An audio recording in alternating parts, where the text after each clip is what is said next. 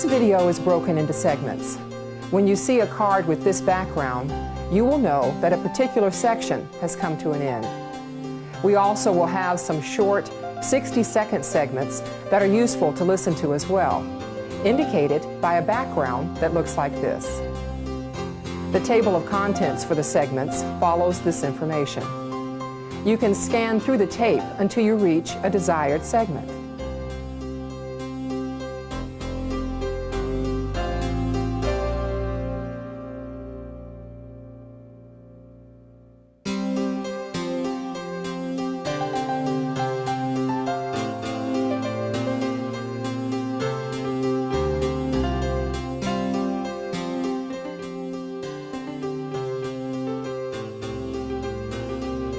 I didn't go to community-based policing as a believer. I worked sex crimes and assaults, and it was time for a change. I didn't think I would like it. Even when I came to the West End and I knew it was an experimental district, I got stuck out of there because of a scheduling thing. Didn't want to work out there. I got out there and got involved in it, and it actually is fun. And it's been the high point of my career. So when the opportunity came to go to community-based policing, I said, okay, I'll give it a try. But I did not go to the unit as a believer. It took about 6 months for me to see that it actually works. Because I believed very much in traditional police work. I mean, I've been around a long time, 30 years, and to me, traditional seemed to work. But when you stand back and look at the big picture, you see that it doesn't work. Otherwise, you wouldn't have the same people out there doing the same things. Especially patrol can get real routine when you're out there handling one call after another, getting writer's cramps, taking burglary reports. Wouldn't it be nice to take these guys off so you don't have to take burglary reports and be out there doing other things that have a real effect? So many times we hear officers and deputies say, "Enough theory, show me an example. Show me how to tackle some of the common problems that I'm faced with every day in the field." Well, we've been listening. As peace officers, when you're faced with problems such as drugs, gangs, violence, traffic, racial tension, homelessness, there is often the feeling that an individual officer can't possibly make a change. But there is a way. There are officers who've been successful in taking steps to make change in their communities, at all levels and in varying ways. There are officers who've identified a problem, learned about the resources that were out there to assist them, and took steps to address it. So often, citizens want to rely on the criminal justice system to solve their problems. Yet law enforcement officers are realizing that there have to be other ways to solve problems. In this training, we will present a series of short 5 to 7 minute examples which you can apply in the field. That way, you can watch this tape in segments and get some ideas for when you are working. At the end of each segment, we challenge you to use the SARA model: scanning, analysis, response, and assessment, to see how these officers applied it to practical, effective problem solving. At the end of the program, we will provide a summary section which examines the SARA model in greater depth and visually references some of the segments that you've watched in this training. With problem solving, with the SARA process, we can employ strategies with the community, with other entities that can bring about solutions to problems. There's nothing new about community policing. It's a different topic or a different title for an old philosophy. By being more creative and taking patience to be creative, we're looking for a long-term solution as opposed to having to come back for another call for service or come back to the same location 3, 4, 5 months down the line. And probably the worst thing that's happened in terms of the image of community policing is it's seen as a political quick fix to an image problem or some type of problem. It's not a quick fix. It never is. It will take a while, and it's relative to the willingness of people to work together. And when you have to transition an organization from one operational philosophy to another, that can take you 3, 4, 5, maybe 10 years to do that and do it successfully. It's recognizing that with diminishing returns in terms of resources and the things that we're facing and will continue to face into the next century, we don't have a choice but to find more effective and more efficient ways of utilizing those resources. Well, I mean, law enforcement agencies are so wrapped up in tradition a lot of times that we don't break out of that traditional mode and think, well, gee, patrol officers can think for themselves. Patrol officers can come up with solutions to these problems. Just, give them some room and let them go with it. The vast majority of community policing work that's being done out there is not being done under grants. Most of it is being done because an employee saw something that needed to be done. Well, I think it's something that personally you have to ask yourself, why are you a police officer? And in that way, our ability to impact our own work life and to improve the quality of life for the community is immeasurably increased. And so the satisfaction that we all got into this business to feel and to achieve is available through the use of the SARA process. The average citizen is more concerned about the traffic problems on their streets. They're more concerned about the trashy cars on their street. They're more concerned about the malicious mischief and vandalism that's taking place in their area, graffiti, things like that. Things that actually in the 80s we were ignoring. And under community policing, those are the quality of life crimes or quality of life issues that we're attacking. High-risk youth intervention. Arroyo Grande has an approach for intervention with high-risk youth. With all the other officers, we were making good arrests, juvenile arrests. We'd arrest these kids, book them, and then we'd find out that nothing ever happened to them after that. Their attitude was like, go ahead and arrest me, nothing's gonna happen, and they were totally right. I said, this is ridiculous because, my victims were getting upset. I was getting upset, the other officers were, because we hear you make a good arrest, and then you find out that nothing ever happens to it, that the kid just walks. Everyone would say, well, it's been like that way for 20 years. It's always going to be that way. And I thought, there's got to be something that can be done. And so then I started looking into it and started working on this program. And I got a lot of officers saying, well, you're never going to be able to change anything. And they said that just because no one's ever done it before. Well, so what? It started out really small. Just with me and a couple of community volunteers. How it happens is the kid gets arrested. We invite the kid to come in front of a panel of community representatives. We talk to them about their crime and what caused them to commit the crime, that kind of thing. Then we give them assignments. They're going to have to make restitution. They're going to be doing community work service. They're going to have to do things to benefit the community, and they're expected to come back 4 months later with everything completed. This is truly a community-based program, which means to me that without the community's active involvement, the program itself wouldn't exist. We got so many community volunteers who help us that the whole program is basically just taking on a life of its own. We started out simply just giving them community work, service, and counseling. Then we got community members coming in and saying, well, what about mentoring? I said, well, you want to help? And they said, okay. So we got some more community members, and we got a mentoring program going on. We had talked to people who were involved in the prison who said, yeah, let's get them hooked up with this higher ground program, Scared Safe program. Come back before it's too late. This ain't no game, Holmes. No, you don't. Because you think this is a mother joke. This ain't no joke. I don't play when I come out here. You understand that? We got tons of counselors, psychologists, medical doctors. We have so many kids in the program now, and they've done way over 3,500 hours of community work service in our city, for our community, that I have one volunteer who just coordinates the community work service alone. And we've grown to a place now where we do random drug testing, we do random house checks, room searches, school searches, all sorts of stuff. We actually have officers, one of us, the three officers, will go out with a community volunteer once a week, and we go and we check on all these kids. How are they doing? We won't hold their hand through the program. It's up to them to make sure they get through it. But we do check on them, make sure they don't fall through the cracks. And as more community members came in, the parents would come and say, well, I wish there was something for my kid, before they got arrested. So then we started an outreach program where we're dealing with out-of-control kids, runaways, truants.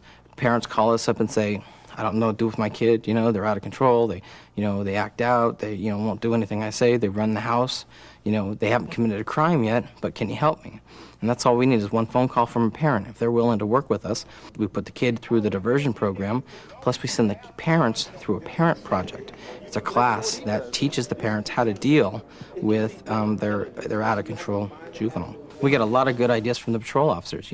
They're the ones who deal with the kid firsthand. They're the ones who are getting the kid's attitude. So that's why I'm asking, why are you disrespecting me now by your attitude? Who giving you attitude? You are, and you know how you're doing it, all right? So I'm gonna ask you to stop it. I've asked you once already nicely. Okay. Let's get them into this program and let's do it. So it actually encourages more arrests and a little tougher stance by being a patrol officer and being able to go ahead and work on the problems that are affecting my victims and my community, it gives me a lot more satisfaction, because now I know that once these kids get arrested, not only are we going to deal with them, but we're going to deal with them the way we want to, the way the police department and the community wants to deal with them. We are able to custom make, everything so that it fits with our city. So the kids are learning that if you commit a crime in the city of Rio Grande and you're a first-time arrestee, we're going to jump on you. And it's not just the police department, it's the entire community, because we're all working together on this. How would you solve this problem? Take a few moments to consider this. What are the resources in your own community that would make this possible for you? What are the obstacles that you would have to address? How might you address them? The department has to have a vision on what they intend to do with community-oriented policing. And it has to be transmitted up and down the chain of command, and every individual in the organization has to understand what it is. For them to be a member of it, they have to understand where the department is going, what the change process is going to be, and how it's going to work, and how it affects them. Jackie Robinson Park. How to help change the livability of a community. There's a particular park in the city of Pasadena which is called Robinson Park after Jackie Robinson. And the park had been plagued with gang members, gambling, dope dealing, and prostitution. So you wouldn't see kids out playing or parents in the park or anyone in the park except for the seedy people. So what myself and my partner decided to do was we would establish ourselves in the park. So what we would do, we'd introduce ourselves to most of the people who were there, let them know that we're here to help you and help clean up the park, and that was the staff. Then we introduced ourselves to the seedy people and let them know we were there.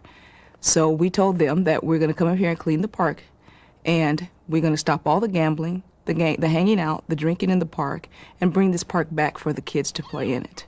So the approach we took was, I call it the velvet hammer approach. You hit them soft, and then you hit them hard. So we would issue warnings first, and then the next time we would issue citations. And then the next time we would just take you to jail. And so after a few months, maybe about 5 or 6 months, we slowly start to see the park turn around. It hasn't been a complete 180, but we're almost there.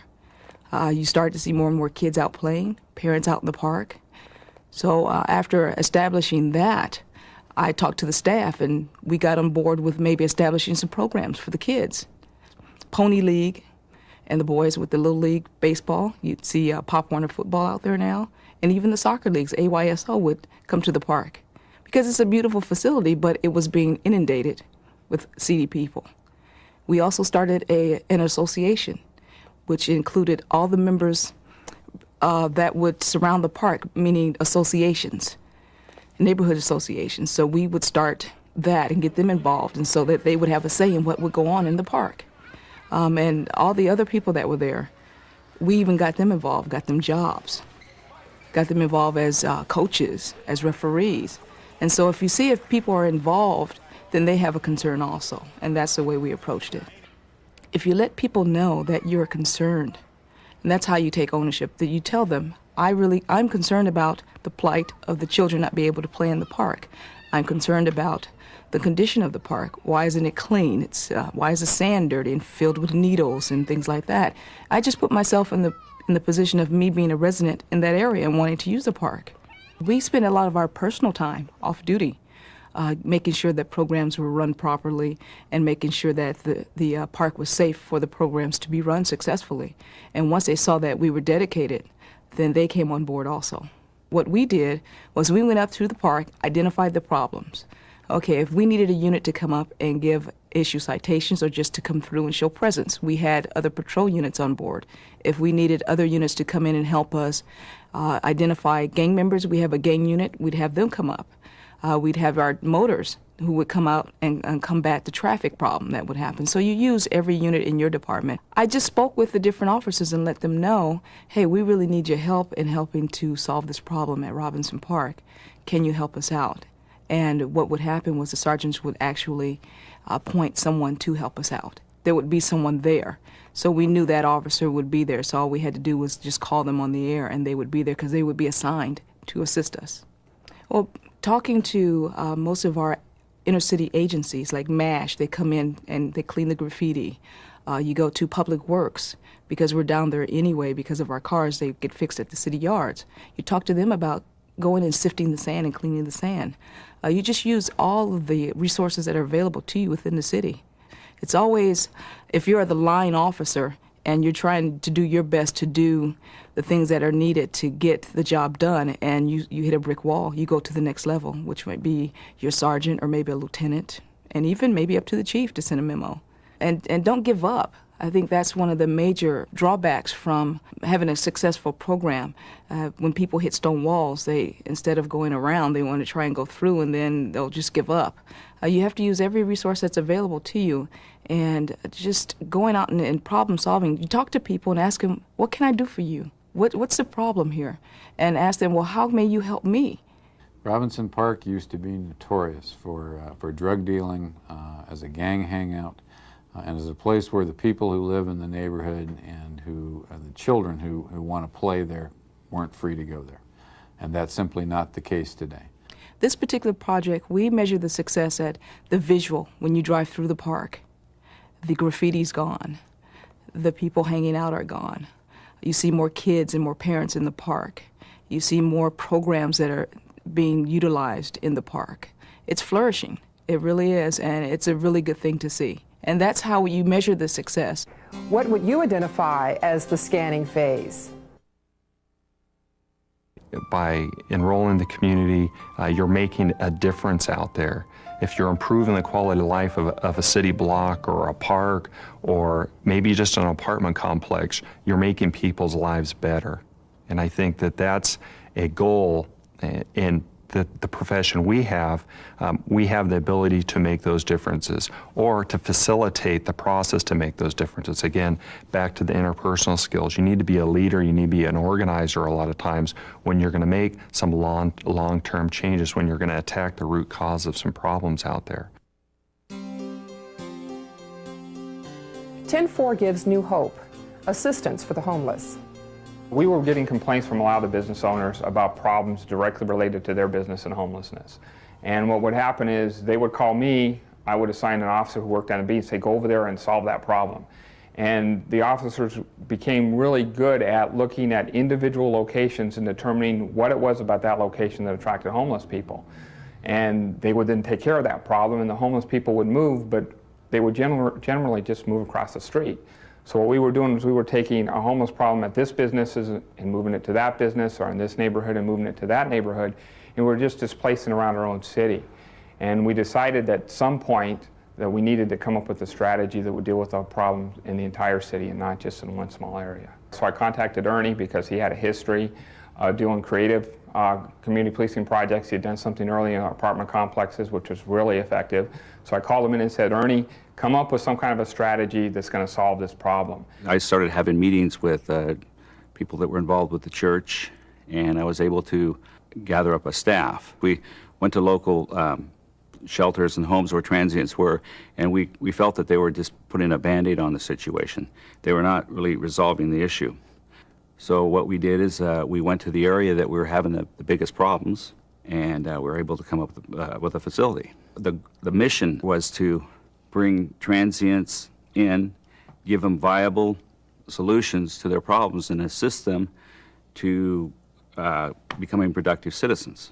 Rather than just giving them food and giving them a place to sleep, we had more like a processing center.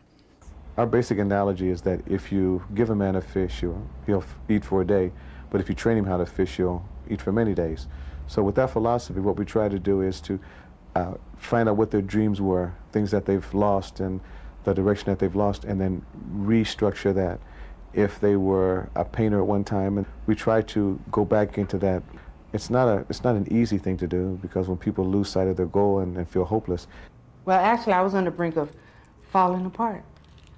I sit up and I thought about, I thought about suicide. I thought about drug use, escaping through that. I thought about just giving up. And Dr. McCampbell, he made me realize that, And I have two girls that I take care of. And he made me realize that I don't only live for myself, and I had to live for my kids. And so that was a wake up. Then came the strength. Okay. As I got the strength back and the confidence back, I'll let just, it went. And I've been trooper ever since.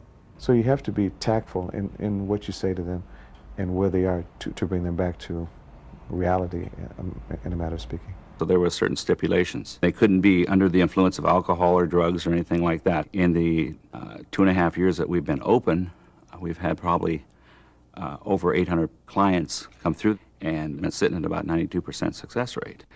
This whole 10-4 project was done on zero funding. I mean, as far as, there was no money given. I mean, we went out and got money, but we were never, nobody just gave us a couple thousand, say, start doing it. We just went out. So I would say that it would take commitment within yourself and commitment within your staff. And if you have that, then you can gain success. I'm very proud of it. I'm very proud of our staff. I'm exceptionally proud of the people that come through. And like I said before, I feel like, they're kind of part of your family. And, and when your family does well, you're real happy for them, and on occasion they stumble a little bit, but then you try to pick them back up and kind of brush them off a little bit and continue them forward. What would you identify as the analysis phase? Don't give up. Utilize every resource that's available to you, and if not, try not to reinvent the wheel, because there isn't any plagiarism in police work. If one thing works for one city, it will work for your city also. And just, actually, you can call our department or call any department and ask them how they did their job. What did they do to actually have a successful program? We can send them all the literature that they need. Prostitution, a strategy for eliminating the problem of prostitution. Prostitution, like probably many of us have heard, isn't about sex. It truly is about money. And what that led me to understand is if you can impact the ability of the women to make money, then you will probably succeed in what you're trying to do. We had an awful lot of experience that simply arresting them really didn't have an impact. The supervisor sat down at a meeting and we tried to set priorities for the divisional problems. And as a group, we came to the conclusion that street prostitution was the #1 problem in our division. There were a lot of businesses, adult entertainment along Midway Drive. There's a naval base nearby, a lot of hotels. If you were from out of town, chances are you were close to Midway Drive. That all kind of was a factor into why prostitution flourished in that area. With all the community meetings, the captain decided to assign more patrol officers there, and I was working on a relief squad at the time, so I was asked to do this with my partner, Scott. And basically, we were just assigned to patrol one street. In 1994, due to limited jail space, the only thing that you could arrest a female for at the time was a felony crime, being under the influence, certain domestic violence crimes, in violation of a court order. We were new officers, so that conversation basically was two cops complaining over a cup of coffee of how the system failed and what we would take to actually work around it. And that's when he said, well, that's what we need to do then. We need to get, a restraining order placed. And when he said that, and I said, well, I reminded him, we can't be the ones putting a restraining order. All these businesses on Midway Drive would have to sign affidavits and seek their own order. And with that, we went to Sergeant Gary Joust, who was our sergeant at the time, and ran it by him. And he seemed pretty excited and supportive of the idea and helped organize what we would need to do to get this going. We started by gathering basic intelligence. Who are the people? Why are they out here? What other crimes are they involved in? And over a period of about 4 months, we learned an awful lot. We documented approximately 70 women working in this 5-block area. And some of them were only out there one time. Some of them were out there every day. We also talked to a lot of people. I talked to people in Vice. I talked to homicide detectives that had tried to solve or investigate prostitution murders. Talk to the Johns. We went to the community and we said, you're going to have to help us. We're going to have to help you because we're not succeeding this way. And the community said to us, where have you been? They were so angry. It was really pretty amazing. It caught me off guard. I mean, we had shop owners and business people break down crying because they were so frustrated over the problems that the street prostitutes had caused. They were really feeling the frustration more than the police ever could. Their businesses were impacted in ways we weren't even aware of until we started going door to door asking if they would want to get involved in this idea. And we kind of surveyed some of the things that were happening to their businesses. Being able to present an idea, having them trust us with the idea, I think that's what most people that go into law enforcement go into it for, is to help the community and be able to do something productive. We used another restraining order that was in place on a transient in a neighborhood nearby, and we used that as a model because it was multiple plaintiffs and one defendant. And with that, we went to the Superior Court judge and told him what we wanted to do. The judge considered the idea for about 2 weeks, and he came back to us and he said, you know what, I think your idea is legally sound. I can't find anything that says you can't have multiple defendants and multiple plaintiffs on a restraining order. We served them with a restraining order. And at that time, they'd never been served with restraining orders. They said, what is this about? What does this mean? And this is where that credibility with them came in. We said to them, go to court. You're not going to be arrested. This is your opportunity to explain to the judge why this restraining order should not apply to you. Of the 24 women that we had originally found, 16 of them went to court. And we were pretty pleased about that. The judge listened to their arguments. He listened to our statements. We had some of the community members there.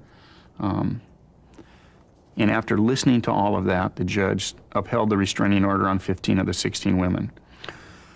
It worked pretty well because the judge also had an impact on the women. He talked with every one of them and he said, if you violate my order, you will receive a $1,000 fine.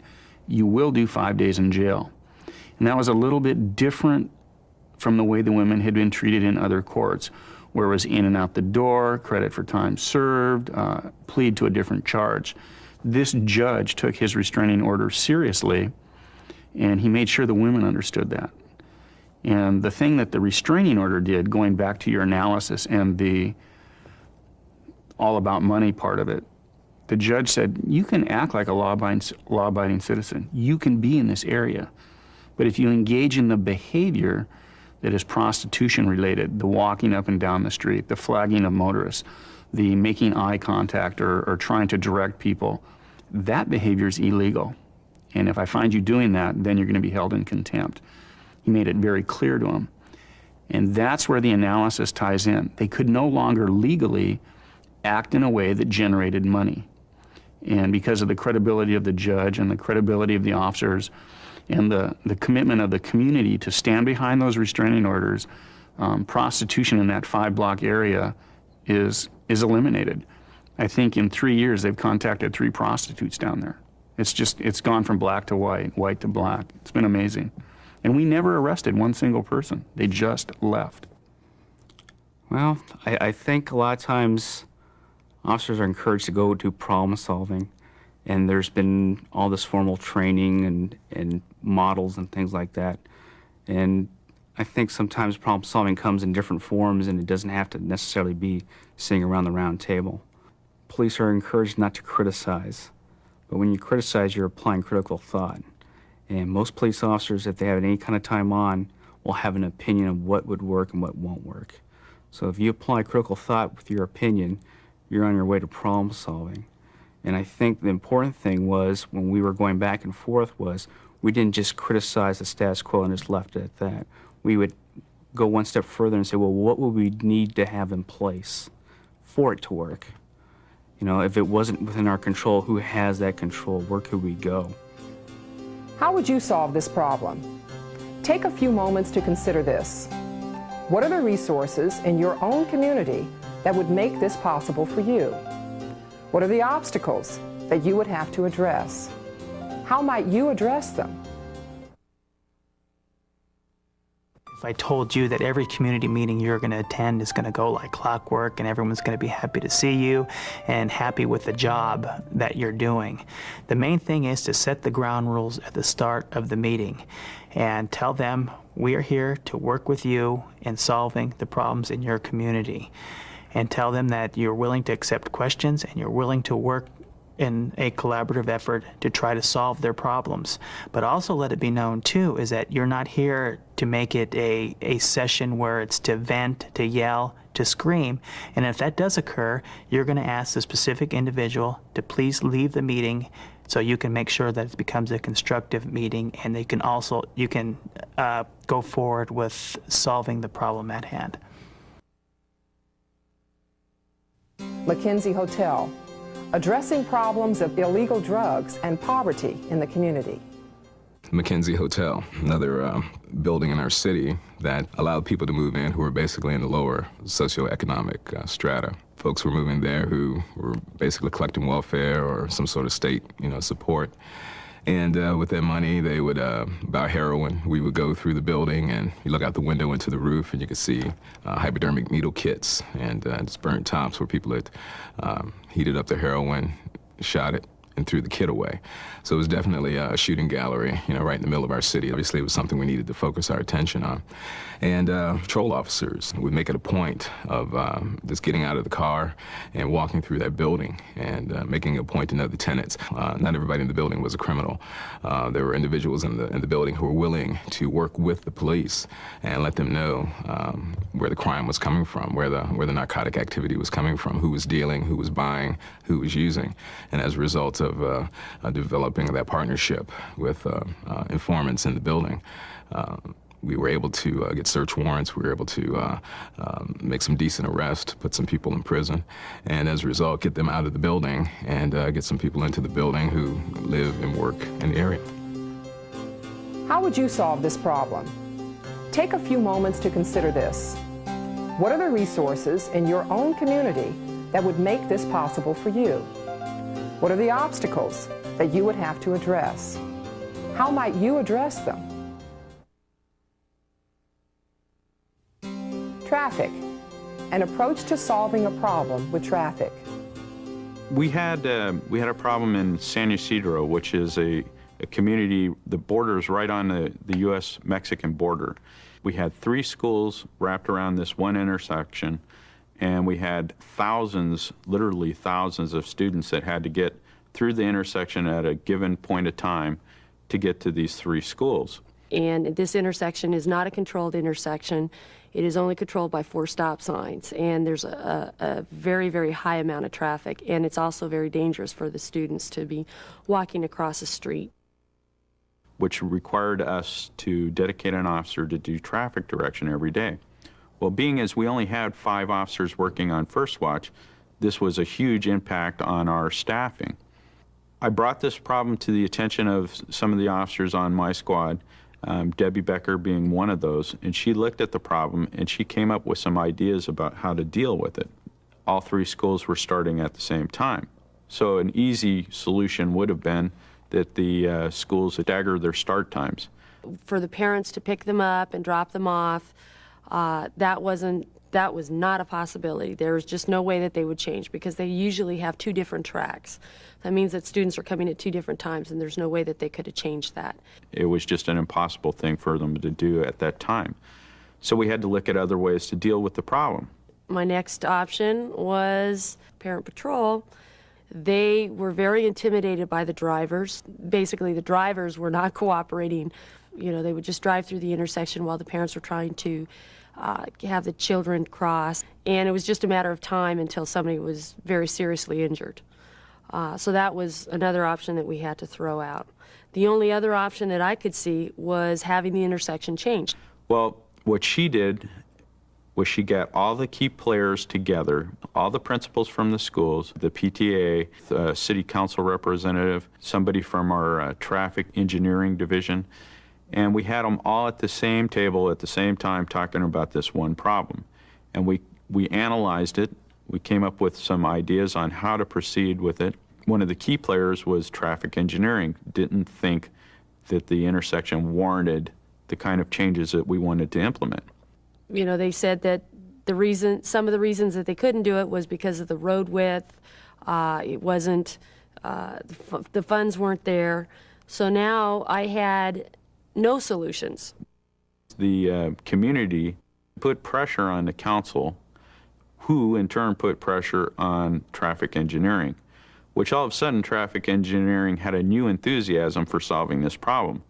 So within the scope of 4 months, Debbie was able to redesign the intersection, have it implemented, and we no longer had to direct traffic at this particular intersection on a daily basis. It really went a long ways to solve a problem that had been a division-wide manpower drain for about 8 months by the time it was solved. And even though it sounds like a very simple project, it had far-reaching ramifications for the people that were involved in it. What would you identify as the response phase?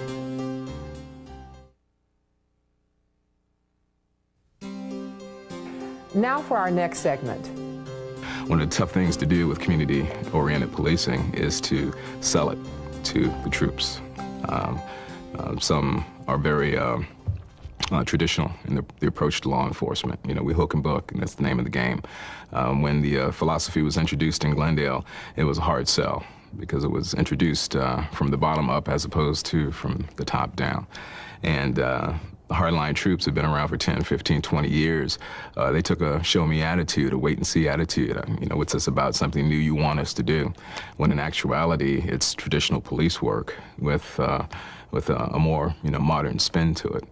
And we got a buy-in from the motorcycle officers. Well, the Traffic Bureau, before community-based policing, we went out and did everything that we thought we needed to do. In other words, write tickets, take reports, and just get the job done as we saw it and as we were directed. A lot of the community didn't understand what traffic enforcement was about. And what didn't work about it is we didn't get the message out. We didn't instruct people. We didn't teach people. We didn't help people to voluntarily comply to traffic regulations and the policies within the city. Community policing has allowed me to do my job better. It's not just me going out or me sending my guys out to do the job. It's having the available resources to network with on how we can do our job better. We really got the media involved. The best thing that we could do is whenever we did any of our selective enforcement operations, we would make it a media event. We'd actually get the media involved in the actual event, whether it was crossing or signs being posted or events around schools. You talk about the 3 E's: engineering, education, and enforcement. When you tie all 3 of those together, especially in traffic, it makes for a total picture. They saw the results, their workload went down. It's really tough, you go to an accident scene, you've got a kid who's been hit by a car or somebody that's been struck in a crosswalk. Those cars do a lot of damage. So patrol officers know that, motorcycle officers know that, and when you can actually see a decrease in traffic accidents, we finally got the buy-in from the motors. And it's become more of a personal thing. We're part of the community just as they are part. What would you identify as the assessment phase?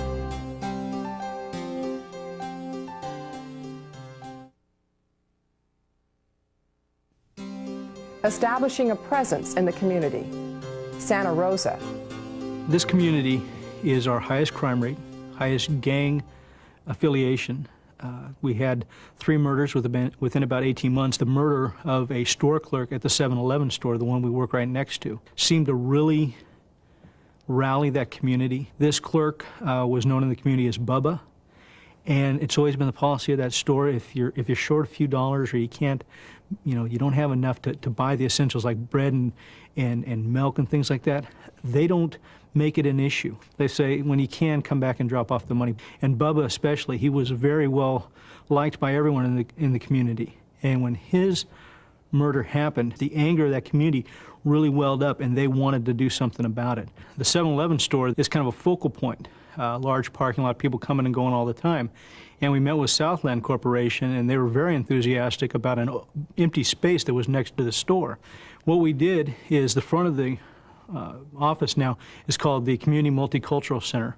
We have a couple community organizers that work out of there, and their job is doing surveys and meetings with the community, different social type of programs, but also getting to know the community better. Both of the people who work out of there also live in the community, and that was one of the big things, is we wanted someone that the folks in the community would come and talk to. Then my partner and I's office is to the rear of the office space, and we work strictly out of there. We're totally self-sufficient. We ride bicycles, we do foot patrol, everything you can imagine out there. We're finding that the community, before they would never come by. It would almost be like dragging folks in. But now we have people just stopping by day to day, just about for anything. For some reason, the mothers in the community don't think we eat enough, so they drop off food to us all the time. And my partner and I, are, we don't need any more food. We're putting on plenty of weight. Kids stop by, and that's really been a focus of our program from the very beginning, is getting the youth involved. When we go into this community, there was discussion of should it be a Latino officer, should it be a white police officer. But the one thing I stressed about the whole thing is that it doesn't matter. Race is not an issue here. What matters is the attitude, and without sounding overly dramatic, but the condition of your heart. How are you going to go in that community? How are you going to deal with those folks? And I'm not talking about touchy-feeliness. I'm talking about going out there with care and concern from folks that you are here to help them. What am I going to say to you? Where's your helmet? Earlier this year, we had a large gang fight. My partner and I were in the process of having the grand opening for our office, so we were hanging blinds. We weren't even in uniform, but people came into the community center, told us this was going on. We went out there and got in a big foot pursuit of 3 of these gangbangers, caught them.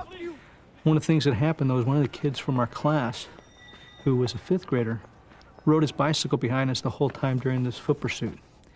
The young man who I ended up arresting, I was holding him down, waiting for the other units to get there, was shouting at this young boy in Spanish. We got all done. I asked him what he said to him. He said he told me to go back and get his friends to come over here and beat you up, John. But I told him, John's my friend, I'm not doing that.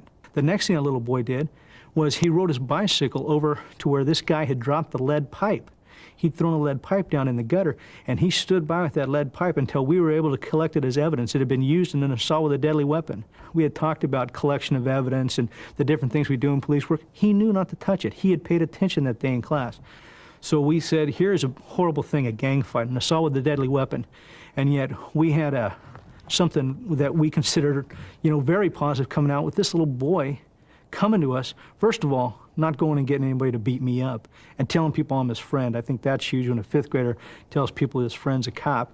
It was a neat thing because he's one of the ones that's right there on the edge. He kind of thinks gangbangers are cool, but now he kind of thinks Lance and I are cool. One of the most powerful things that has happened in our community is that we've got a police department that believes in neighborhood-oriented policing, but also believes in giving the officers the abilities to go out and resolve the issues themselves. There's not constraints upon them to run and ask every time they want to do something. That's a huge thing for the officers. The officers feel very empowered of being able to get after it themselves. They take ownership of the problem. That's a big thing. If you get the cops to take pride in their beat and say, that's my beat, it's my responsibility, you're messing around in my area, and take ownership of that, there's a lot better success rate. What would you identify as the scanning phase? I think something we fail to realize as police officers, as police departments, is the actual improved perception the community has of the police. They realize that the police aren't out here just to police, just to respond to a radio call and go away, that they consider us as part of the community. Homeless Outreach Team, a topic that concerns us all, the homeless. The initial partnership occurred just because I was a beat cop in the area. I seen the status quo, I'd pick Joe the drunk up, I'd put him in jail or detox, 4 to 8 hours later, he'd be back on the street drinking again. I really didn't see that that style of policing was making any kind of progress or impact. Well, I went in, instead of just dropping them off for the 4-hour detox program, I started asking, well, what else do you guys do here? It's Volunteers of America. What's going on with Volunteers of America? And I just educated myself through questions of the facility and the staff, and I learned that they had 10-day programs, they had, 8-week programs, they had up to 2-year programs. I said, well, now let me see, how can I use this with the people I'm dealing with to get them placed in this so they're no longer a problem for me? You'll be surprised in your community what's available. Before I started this, I thought there was like 3 agencies that dealt with the homeless. I found out there's hundreds of agencies in San Diego County that deals with the homeless, and they're all willing to help. And that's the amazing thing, is you have a bunch of people that get paid very little that will bend over backwards to help you. The Homeless Outreach Team has partnered with PERT, which is a Psychiatric Emergency Response Team, which is a nonprofit organization, and with the County of San Diego. And the team itself, being so integrated with different disciplines, really helped out too, because me as law enforcement, I can tell you whether or not you're violating a law, but I can't tell you what your mental status is. But Lynn, who is our PERT clinician, can come up and say, well, you know what, he might have done this that looks like he's violating the law, but in reality he has this mental condition, which is probably the underlying reason for him doing this behavior. And then based on that, we could bring in our county worker who could say, okay, he's got a mental problem, he's not really a criminal, now let's see what we can find for him, whether he can get on the GR or Social Security, or is his mental problem so severe that he is entitled to, different programs that are set up.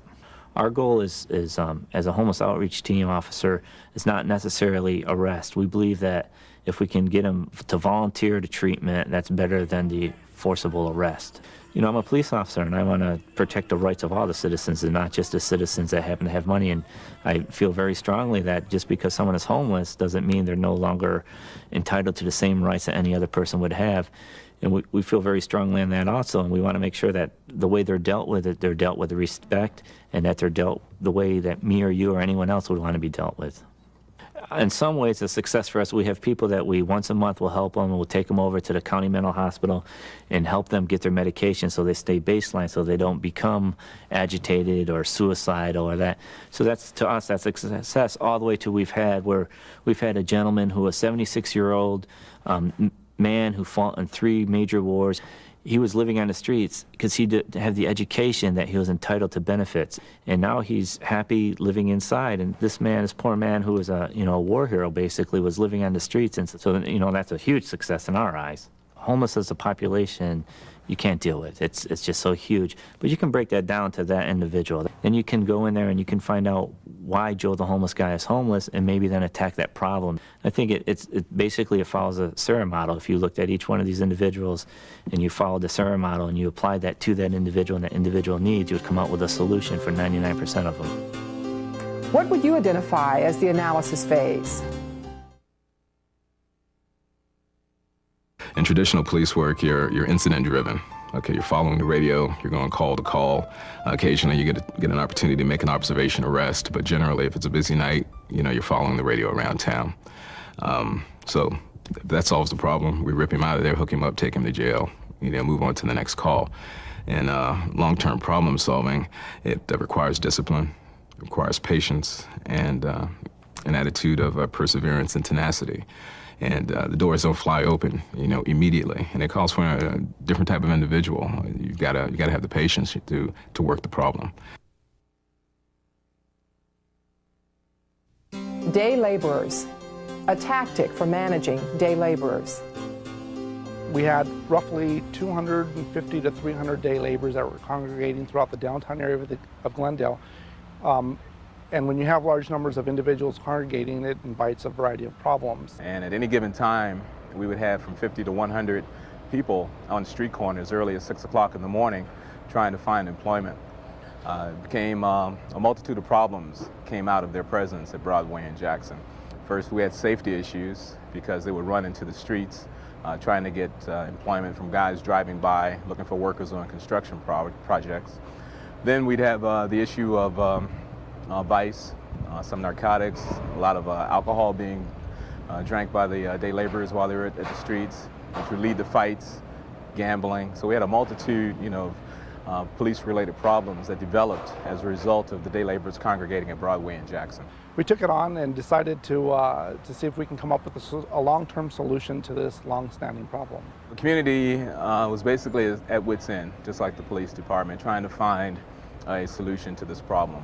Naturally, their presence affected the businesses, affected those who worked at the courthouse, worked at City Hall, people who wanted to shop in downtown Glendale. So the community was definitely in search of a solution.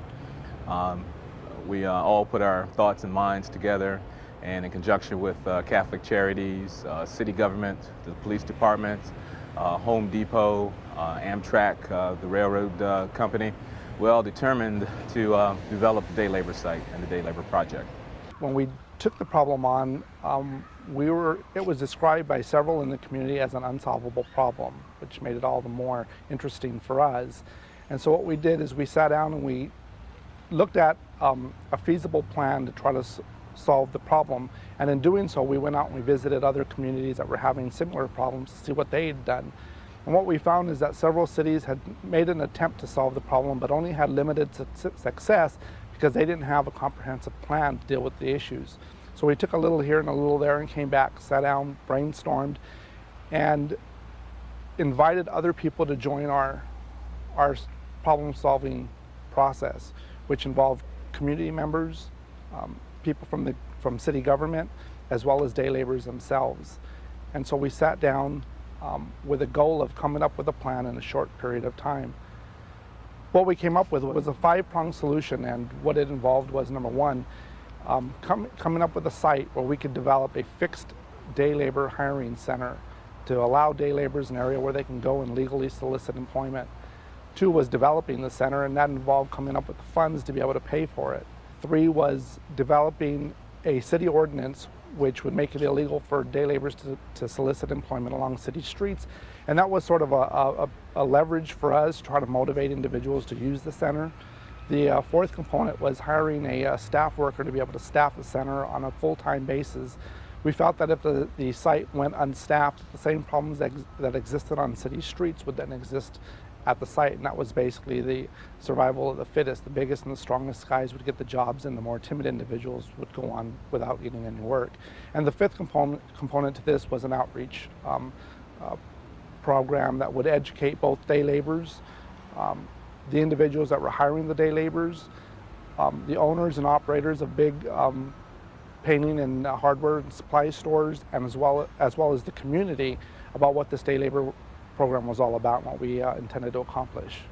It's not enough for the police department to go in like the cavalry and resolve the problems. We've determined that partnerships are more effective and the best way to go.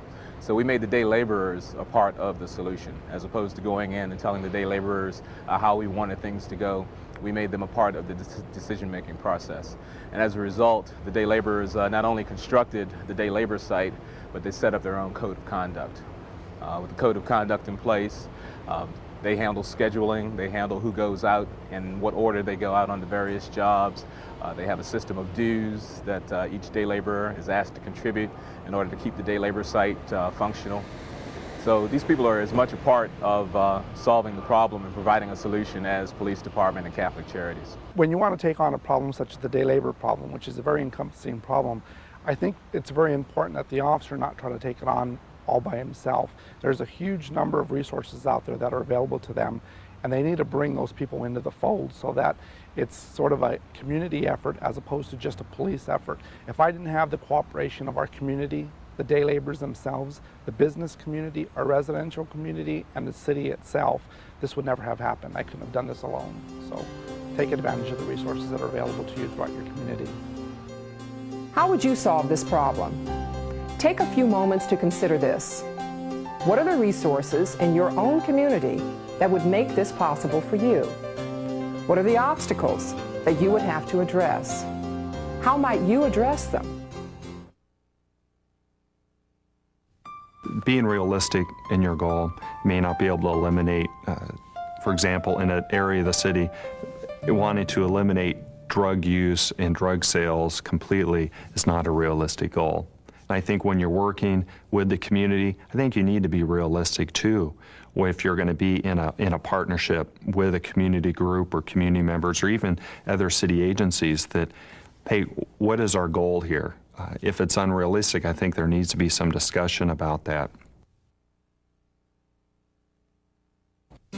Citizens Academy, how to educate your community. Well, we're putting on the Citizens Police Academy, and that's a 14-week set of classes that we take the citizens through exactly what the police department does and why it does that. And just in general, let them see what a police officer goes through in a kind of a mini course. And without exception, everybody who started the class who might have been biased against the police department has either gained a further understanding of why we do what we do, or they have turned completely around and been very pro-police after it. So each week they're getting the real officer up there teaching the real course from their perspective.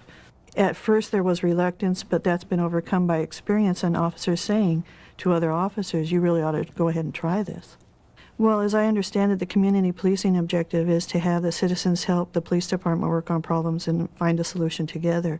The Citizens Police Academy not only has people involved and in educating them about what the police department does, but then they know how better we can work together to find a solution instead of them just calling on us in order to find a solution, or we're just putting it back on their shoulders. We're working together, and that's through the education process of the police academy. I have several neighborhoods where they fear the drug dealers or they fear the gang members on their block. And in order to overcome that and get them to come out of their houses and let them see that they aren't the only people on their block that have this fear, and that if they get together and work for it, they can work with us on a solution and perhaps make the neighborhood a much better place to live. You also have to stress, though, that this is not going to happen overnight, and it's going to take a series of things that we can work on together. This is all about neighborhood empowerment. It's about teaching people about the limitations of the police department. It is not to change anybody's mind, but it has built several advocates in the community who were at one time adversaries to the police department, because once they understood our limitations, it was much easier for them to understand what they needed to do to pick up where we left off. If you enlist the aid of a citizen who's informed about what you need to do, then you can hook and book and write a better report and get the court case won. If you resist that, then you're going to find the citizens not wanting to help you out, and you may find yourself in a situation where you could have enlisted the help of an informed citizen or found a solution together that could have assisted you in making the arrest that you needed to make. I think one of the biggest changes is that I've seen, at least particularly in an age where there's so much negative media coverage, is that the citizens that live in this city, and we now have about 500 graduates total, know the police officers individually. This department has had a number of incidents, just as any department has, that were potentially controversial. The difference was they never became controversial here, in part because our Citizens Police Academy graduates are so involved with everyday processes of this organization. Community policing is going to be something of the future, and in order to do it effectively, you're going to have the citizenry informed of what you're doing and why you're doing it. How would you solve this problem? Take a few moments to consider this. What are the resources in your own community that would make this possible for you? What are the obstacles that you would have to address? How might you address them? Don't be afraid to ask senior officers, your supervisor, because more than likely they've had a similar problem, or more than likely they'll be able to help you with resources that you have not thought of.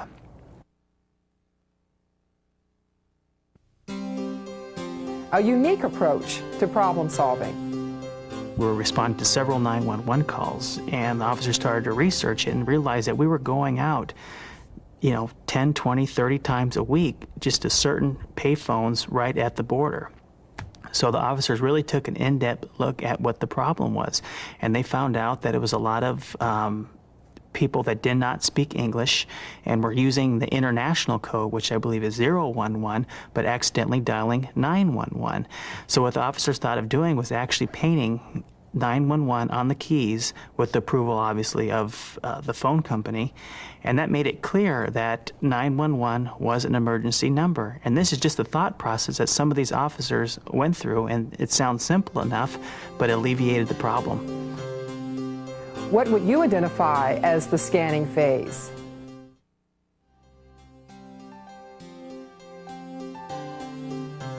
What are the benefits of problem solving and working cooperatively for law enforcement?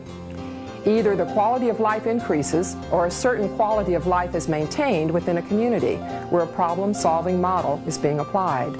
The offender, without intervention, will simply return to the streets and reoffend. Community policing has long-term benefits by getting the offender the resources that they need. Once those resources have been identified, there are often fewer repeat calls for service if the problem has been managed. It is more effective and ultimately more satisfying for the officer professionally to work within this context. Understanding the SARA model and how it can be used in the field. The acronym is very simple. It stands for scanning, analysis, response, and assessment. Scanning really refers simply to understanding or identifying what the problem is. You have to be willing to look beyond just the facade. A whole host of things contribute to problems. Police officers have to get past looking at a call for service as simply being an incident that you handle and then get back out there for the next one. You want to try to make connection between an incident that you're handling today and one that has occurred in the past, and it's through understanding those common themes, identifying and making sense of those common themes, that you can now say, we've got a real problem here. For example, if it's a liquor store, and what you see are people hanging in front drinking or gambling or drug dealing, you can go and arrest those offenders. However, you have to look at what about this liquor store makes it a place that people want to go to be involved in this activity. Is it its location? How about the management of the store? What about the owner of the store? What else contributes to this being a place where people congregate? So you look beyond just that. And sometimes it's not just the store. It may be the physical conditions of the neighborhood, that the neighborhood allows this and tolerates it. It's easy for me as a peace officer to go into a neighborhood and say, there's graffiti, there's drug dealing, there's abandoned cars, there's overgrown lots, and just point out all those terrible things. But those are my values. That's my system. And that's not necessarily consistent with everyone else's. So sometimes it's getting away from that mindset. Going outside of your role as a police officer, where we tend to look for law violators, and stepping into being a resident of a neighborhood. And one of the questions I always ask officers, if you had to live in this neighborhood where there are these problems, what would you change? Could you live here? And look at it from that aspect. Once we've understood that a problem exists and we've made that connection, analysis requires that you look very deeply, or as deeply as time or resources will allow you to do, at what is causing that. It's taking the definition of the problem a little further to analyze, again, the impact. Who is it impacting? Who is it affecting? Who is the victim? And so it's not unlike an investigator who's looking very deeply and very intently at a crime that they're trying to solve after the fact. You've got to ask a lot of questions about the who, the what, the how, the why, so that you make a real understanding, a clear and simple understanding of what that problem is. So then you go into the next phase of SARA, which is your response. And you can look at a problem from really one of two levels. There are those real big problems that require a great deal of interaction with the community, with private enterprise, with other government agencies, with other law enforcement agencies, versus a smaller sort of problem wherein we can bring some quick or prompt relief to the community. With a smaller problem, the key is trying to bring, number one, quick relief to the community.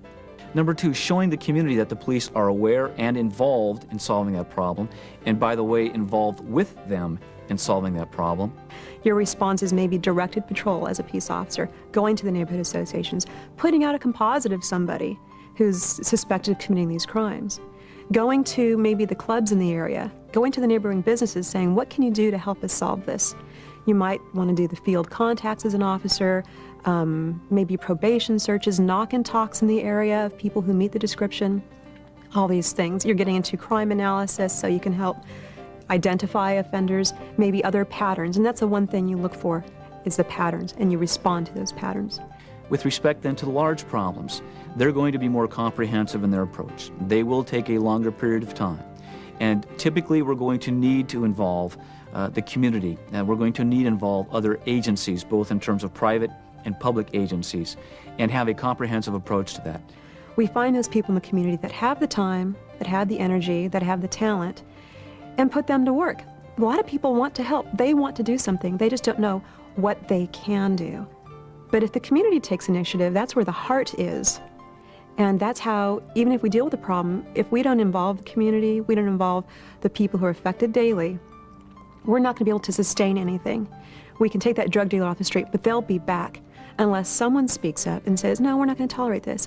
Once you have this combined response from law enforcement, the business community, the victims, etc., then you go into your assessment. And we have discovered that there's 5 ways of making that assessment. The first one is simply this problem has been solved or eradicated completely. But the difficulties that we face with the different issues we're trying to resolve don't often allow for 100% removal of that problem. And so while that's our goal, we must also be aware that secondarily, if we have achieved some reduction in what the problem was originally, we have been successful. While with the second way we've said we've reduced the numbers, our third way of assessing it is that we have reduced the seriousness of these crimes. And so while it's not 100% problem solved, we have seen the reduction of the severity of it, and that in itself is very important, and that's a successful intervention. But you don't stop there. You might go back in another 6 months, see if anything's changed. If you lighten up, if you stop, if you take away the awareness, chances are it might come back. So if you get to the assessment portion and you really haven't made that much of an impact, you're going to have to go back through SARA.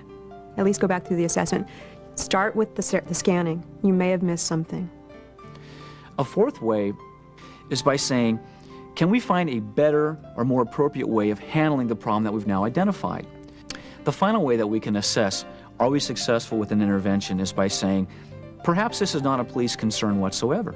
And what we need to do then is work with that agency or that entity who can solve the problem.